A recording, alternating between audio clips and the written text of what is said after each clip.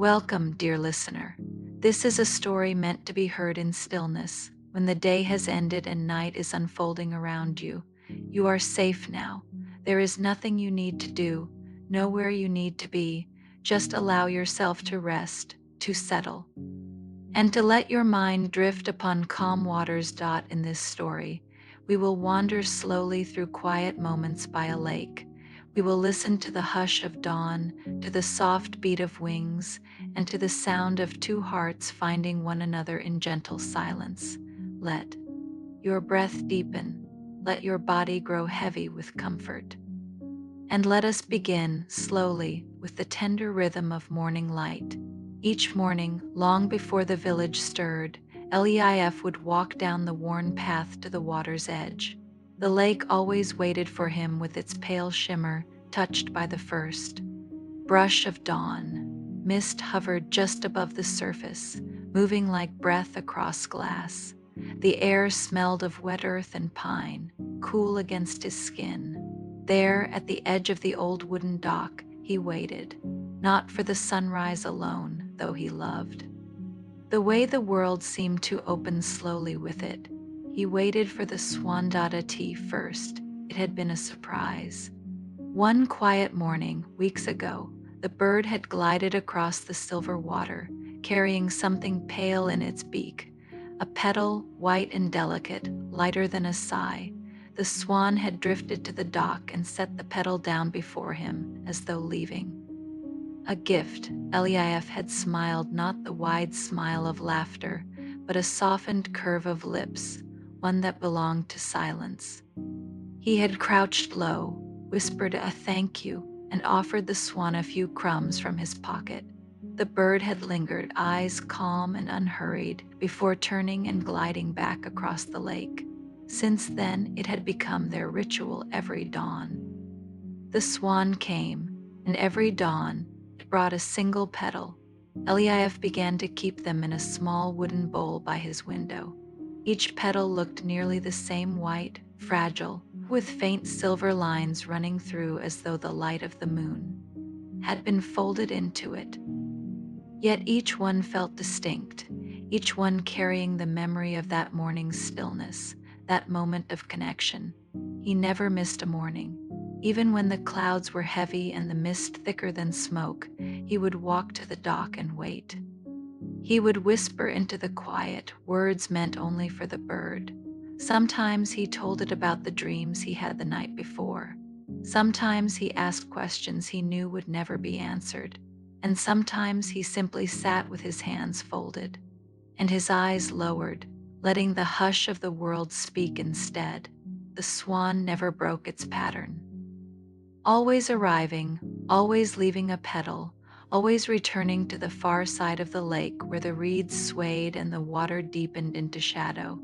And in those mornings, Eliaf found something he had not known he longed for: companionship without words, a rhythm that tied one heart quietly to another, even if the other was only a swan.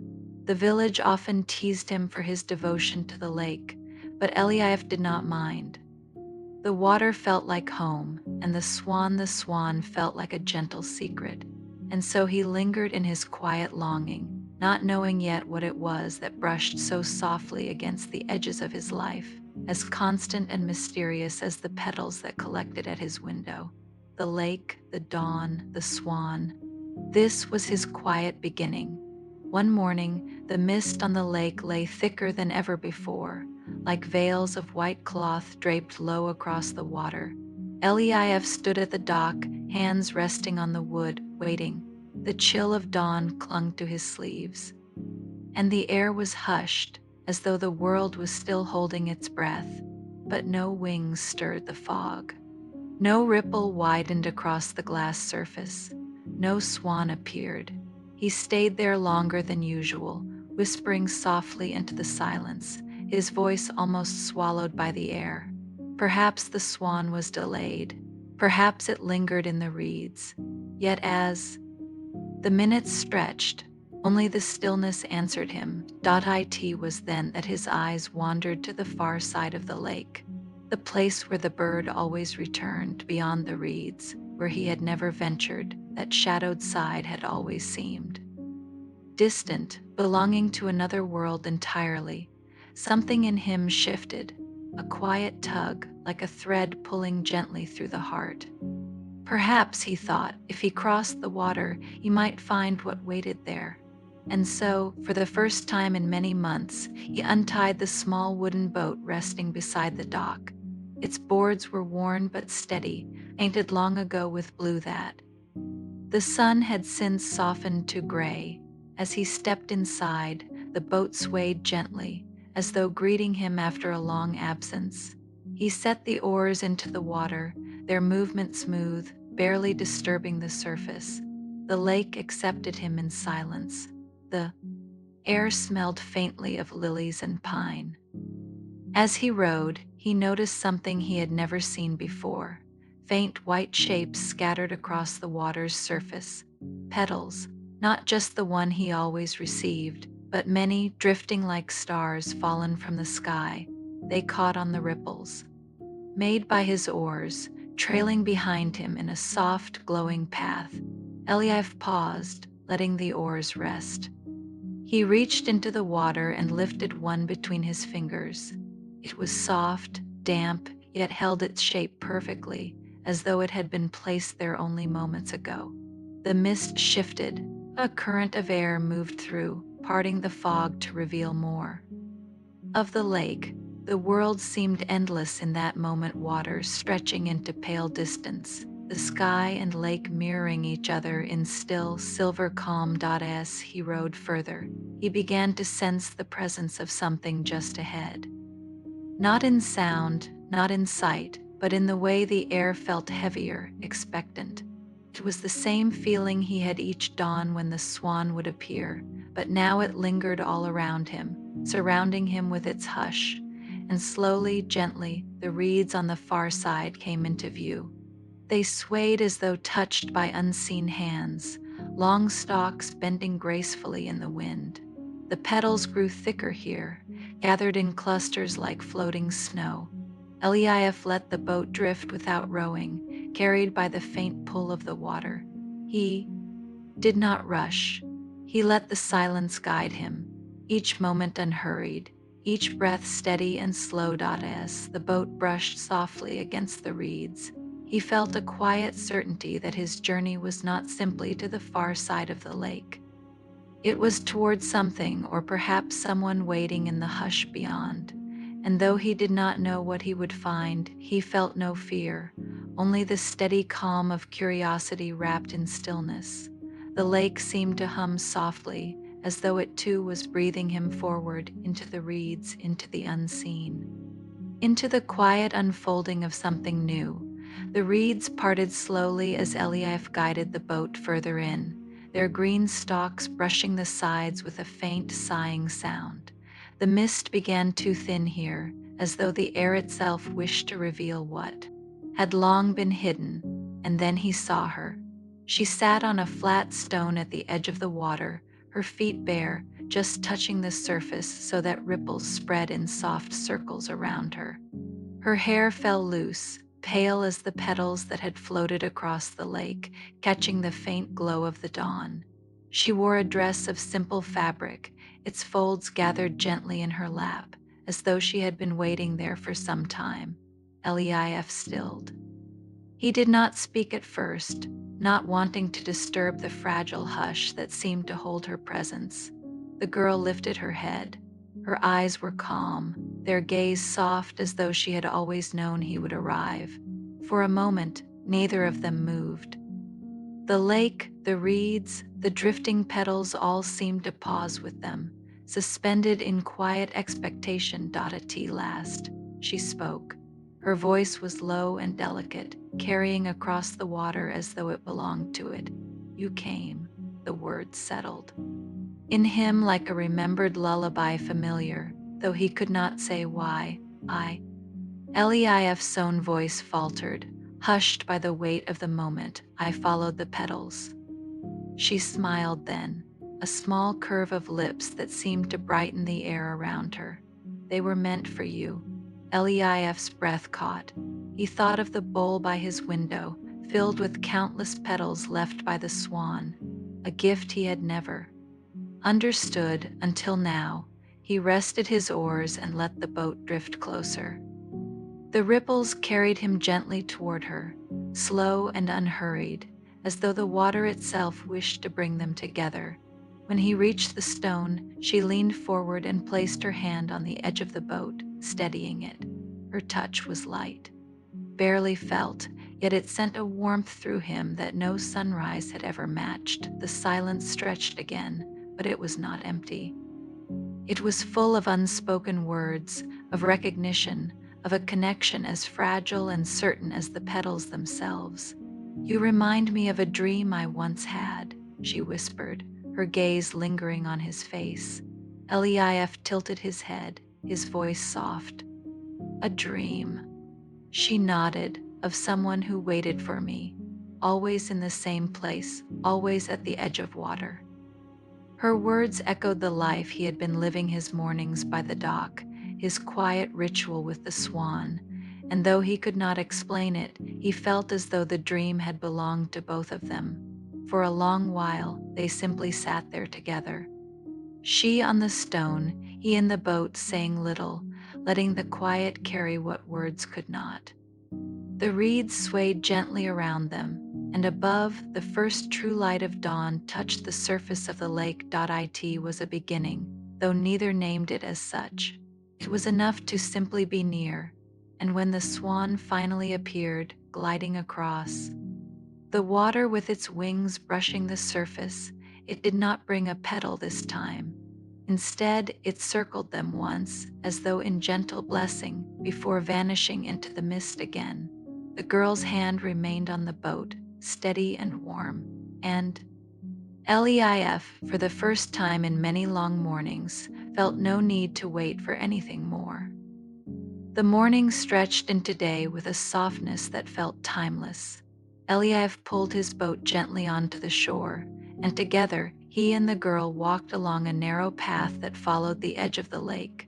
Their steps were unhurried, their silence companionable, the reeds brushing against their sleeves as if to guide them forward.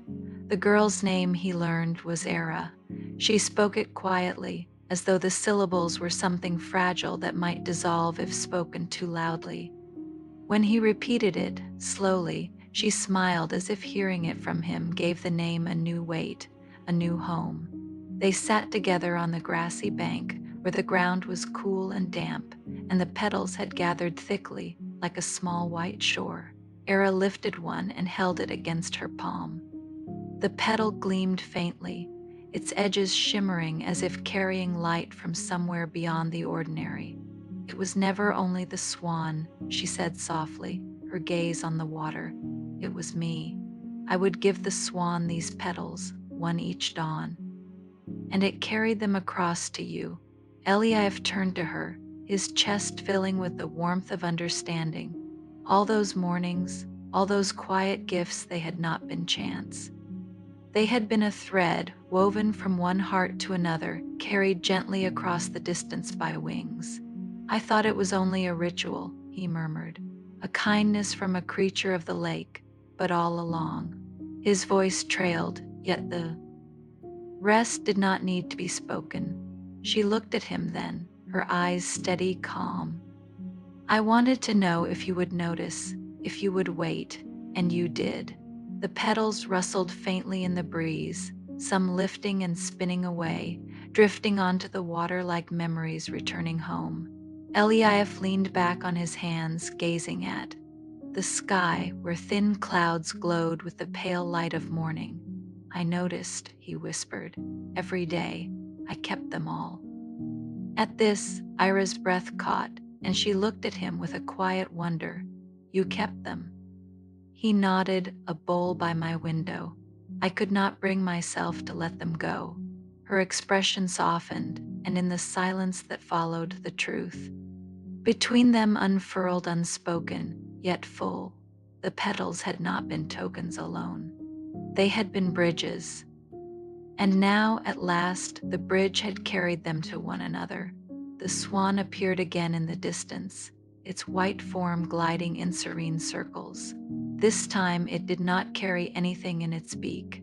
Instead, it floated still, as though its task was complete, as though it too wished to linger in the quiet that had been created. Era reached for another petal and offered it to Eliaf, placing it gently in his palm. Her fingers brushed against his skin, light, delicate, and unhurried. The touch was small, yet it seemed to hold the weight of all those mornings, of all that waiting, of every silent longing. Neither spoke, they didn't need to.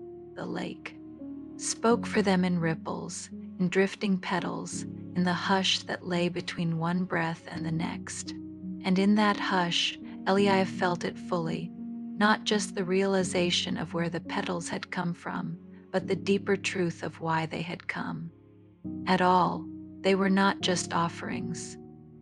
They were pieces of a heart carried across the water, waiting for him to receive them, and he had every single one. The day ripened slowly, the light warming into gold, then softening again toward evening. Time seemed to blur by the water's edge, not in hurried hours, but in gentle ripples, each moment folding quietly into the next. Leif and Era sat together on the grassy bank, where the earth smelled faintly of moss and water.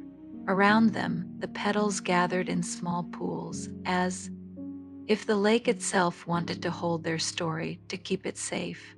The silence between them was not empty. It was a fullness, like a bowl brimming with still water, needing no words to be complete. They spoke now and then, but softly, their voices low and easy, as if the air itself might carry the sound into dreams. Era told him of the swan, how it had been by her side since she was a child, a quiet companion that understood things without speech. When I placed the first petal in its beak, she whispered, I did not know where it would go, only that it should be given. Eliab smiled faintly, his gaze resting on the horizon where the sky kissed the water, and yet it found me every morning. She nodded. Perhaps it knew where you were before I did. The swan glided nearby, its wings folded, its reflection resting on the surface like a second creature. It did not come closer, nor did it leave.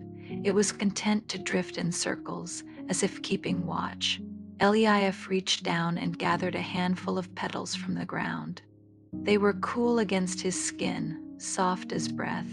He held them out to her, his hands steady and open.